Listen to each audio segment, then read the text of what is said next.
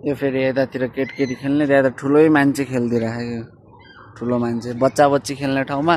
ठुलो मान्छे खेलिदिइराखेको यो सब खेल्ने ठाउँ होइन बच्चा बच्चीहरू खेल्ने ठुलो मान्छे पिङ खेलिदिइरहेको छ यहाँ हामी फेरि गार्डन सार्डन हेरिसक्यौँ है अब बाहिर निस्किँदैछौँ एकदम चिसो पनि छ एकदम पनि छ अनि यहाँको हरेक सुविधा क्या यहीँ नमाज पढ्ने ठाउँ छ यहीँ छ यत्रै नमाज पनि हेर्नु सरकारले यति सुविधा दिएछ कि एसी पनि जोडिरहेको छ बाहिर निस्किनु पऱ्यो यो बाहिर निस्किने गेट हो त्यहाँदेखि बाहिर निस्किनु पऱ्यो लास्ट जाडो छ हेर्नु न फुलहरू यहाँ मस्त मस्त रोपिरहेको छ त्यो सक्कली हो नि त फुलहरू हजारी फुलहरू मस्त छ हजारी फुलहरू होइन यता पनि छ बाहिर निस्किन्छौँ भित्रको भ्यूहरू यस्तो छ हरियाली छ एकदम गार्डनहरू